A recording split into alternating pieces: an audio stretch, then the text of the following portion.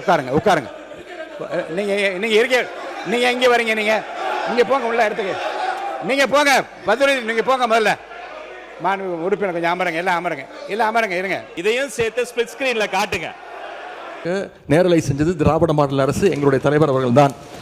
கேள்வி நேரம் ஒவ்வொரு நாளும் 1.5 மணி நேரம் 10 கேள்விகள் எடுக்கப்பட்டு அனைத்து எதிர்க்கட்சி தலைவர் அப்போ இருந்த அண்ணா திராவிட முன்னேற்ற கழக உறுப்பினர்கள் அத்தனை பேருக்கும் வாய்ப்பு கொடுத்தது எங்களுடைய தலைவர். அது லைவ் செய்யப்பட்டது. இப்போது நீங்கள் எல்லா நிகழ்ச்சியும் லைவ் பண்ணுறீங்க. இந்த பிரச்சனையை தான் உங்ககிட்ட சொல்கிறேன். லைவ் பண்ணுறதுனால என்னென்ன பிரச்சனைகள் வருது என்பதை உங்களோட கவனத்துக்கு கொண்டு வரேன். நீங்கள் அவை குறிப்பில் நீக்கிறேன் நீங்கள் நீக்கிட்டே இருக்கீங்க. ஆனால் எல்லாமே அங்கே வந்து ரீல்ஸாக மாற்றப்பட்டு அங்கே போய் கொண்டிருக்கிறது. ஏற்கனவே மாண்பு எதிர்கட்சி தலைவர்கள் இது குறித்து வெளியிலே இருக்கக்கூடிய நீங்கள் என்ன உங்கள் தலைவை கட்டுப்படுறீங்களா? நீங்கள் பிடிக்கிறீங்க? நீங்கள் எதுக்கு பேசுகிறீங்க? நீங்கள் ஏன் பேசுகிறீங்க? நீங்கள் மாண்பு எதிர்கட்சி தலைவர் சொன்ன கருத்துக்கு ஏற்கனவே திராவிட முன்னேற்ற கழகத்தின் சார்பில் ஒரு மீடியா வந்து இங்கே நீக்கப்பட்டதை வைத்து அவர்கள் சித்திரம் வெளியிட்டு கொண்டிருக்கின்றார்கள். அதை பற்றி உரிமை குழுக்கு அனுப்ப வேண்டும் என்று ஒரு கடிதம் கூட நீங்கள் கொடுத்திருக்கின்றீர்கள். அப்படி நீக்கப்பட்ட பிரச்சனை குறித்து எந்தெந்த மீடியாவில் வந்திருக்கிறதோ நீங்கள் கவனத்துக்கு கொண்டு வாருங்கள். அவர் மீது உரிமை குழு நிச்சயமாக அனுப்பி நடக்க வேண்டும் போய் இந்த அவையின் சார்பாக நான் தெரிவித்துக் கொள்கிறேன். அதன் பிறகு இந்த முதலமைச்சர் சொன்னது அந்த 3 ஃபைல்கள் இருக்குது. நான் எதுவும் சேலஞ்ச் எல்லாம் பண்ணல, நான் ஓப்பன் சேலஞ்சே பண்ணுறேன். முதலமைச்சர் அவர்கள் தொடர்ந்து பார்க்கட்டும், யார் மீது நடவடிக்கை எடுக்க உண்மையாக குற்றச்சாட்டு ஆதாரத்தோடு இருந்தால் அவர் நடவடிக்கை எடுக்கட்டும். எனவே சினிமாவில் பஞ்ச் டைலாக் பேசுறதெல்லாம் இந்த சட்டமன்றத்தில் பேசல. நீங்கள் அப்படி பஞ்ச் டைலாக் இல்லை நீங்கள் இல்லைங்க, நான் என்ன சொல்கிறேன், இதை நீங்கள் பேரவைத் தலைவர் இல்லை மாண்பு பாருங்க கருத்து இல்லை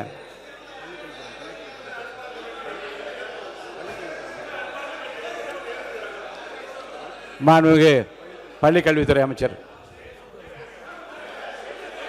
மாண்புமிகு பேரவைத் தலைவர் அவர்களே, முதல்ல உட்காருங்க. இந்த கேமரா டீம் அந்த சைடு கொஞ்சம் காட்டுங்க. ஏங்க மாண்புமிகு இருங்க, இல்லங்க ஆனரபிள் ஸ்பீக்கர் மூலமா ரெக்வெஸ்ட் இந்த கேமரா டீம் அந்த சைடு கொஞ்சம் காட்டுங்க. மாண்புமிகு முதலமைச்சர் கருத்து என்ன சொல்றாங்க? அத நீங்க சினிமா நடிப்பது போல பஞ்ச் டயலாக்னா எப்படி எழுந்திருக்காம இருப்பாங்க? அப்புறம் தயவுசெய்து சொல்றேன், நீங்க சொல்லுகிற போது முதலமைச்சர் கருத்துன்னு சொல்லுங்க.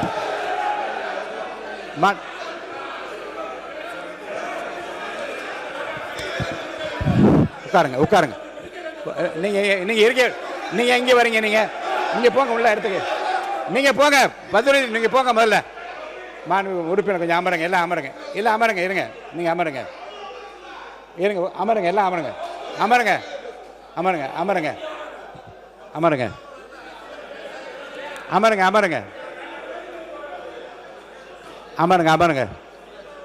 மாண்பு உறுப்பினர் கொஞ்சம் அமைதியா இருங்க. வாய்ப்பு தரேன். உட்காருங்க. மாண்புமிகு எல்லாம் உட்காருங்க. நான் அவங்கள தான் பேச அனுமதிக்க போறேன். உட்காருங்கன்னு சொல்றேன். உட்காருங்க. முடிங்க. நீங்க பேசி முடிக்கட்டும். நீங்க பதில் சொல்லலாம். உங்களுக்கு பதில் சொல்ல அனுமதிக்கிறேன். உட்காருங்க. பேரவைத் தலைவர் வாயிலாக நான் கேட்டுக்கொள்வது, தயவு செய்து அந்த ஃபைல்ஸ் எல்லாம் சீக்கிரம் பிரித்து பாருங்க. ஏதாவது குற்றச்சாட்டு இருந்தால், அதில் ஆதாரம் இருந்தால், யாராக இருந்தாலும் அவர் மீது நடவடிக்கை எடுங்க. இந்த உருட்டல் மிரட்டலுக்கெல்லாம் திராவிட முன்னேற்ற கழக உறுப்பினர்கள் பயப்படுவதற்கான எங்களுக்கு தேவை கிடையாது. மாண்பு உறுப்பினர்கள் இந்த சினிமா போல பஞ்ச் டயலாக் என்பதெல்லாம் அவைக்குழு நீக்கப்படுகிறது.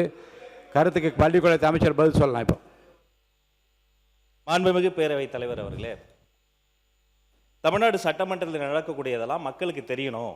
என்னென்ன யார் தொகுதி சார்ந்த பிரச்சனைகள் கேட்கறாங்க, அதுக்கு பதில் சொல்லணும் தான் நேரலை தரோம். நான் உங்க மூலமா ஒரு கோரிக்கை வைக்கிறேன். முதல் கோரிக்கை என்னன்னா, நம்மளுடைய கேமரா டீம் இந்த எதிர்க்கட்சி வரிசை தொடர்ச்சியா அப்படி கமெண்ட் அடிக்கிறது, உரிமையில பேசுறது, லாஸ்ட் பெஞ்ச்ல இருந்தா டாக்டர் குடுகுடுன்னு ஏஞ்சி இங்க நடுவில் ஓடி வர்றது, இதையும் சேர்த்து ஸ்பிளிட் ஸ்கிரீன்ல காட்டுங்க. ரெண்டாவது, மதிப்பிற்குரிய எதிர்க்கட்சி தலைவர் அவர்கள் பேசுகிற போது லைவை பத்தி சொன்னார். உண்மைதான், அவங்க நேரலையை கடந்த ஆட்சியில் மதிப்பிற்குரிய முன்னாள் முதல்வர் அண்ணா மு க ஸ்டாலின் ஆட்சியில் அதை தொடர்ந்தாங்க. ஆனா ஒரு நேரலை என்பது வெறும் ஆளுங்கட்சிக்கு சாதகமா இல்லாம முதல் முறை ஆட்சி நேரலை மட்டுமல்ல, முழுமையான நேரலை என்பது வெற்றி தலைவருடைய ஆட்சியில தான் தொடர்ந்து கொடுத்துக்கிட்டு இருக்கோம். மதிப்பிற்குரிய பேரவைத் தலைவர் அவர்கள் நெற்றிக்கண் திறப்பினம் குற்றம் குற்றமேனு நடுநிலையோடு ஒரு கட்சி இரு கட்சி இல்லாமல் அனைத்து கட்சி உறுப்பினர்களினுடைய குரலும் இந்த குரலற்றவர்களின் குரலாக இருக்கக்கூடிய அனைத்து கட்சிகளினுடைய குரலும் பதிவாக வேண்டும் என்பதற்காக தான் சிறப்பாக செயல்பட்டுக்கிட்டு இருக்கீங்க.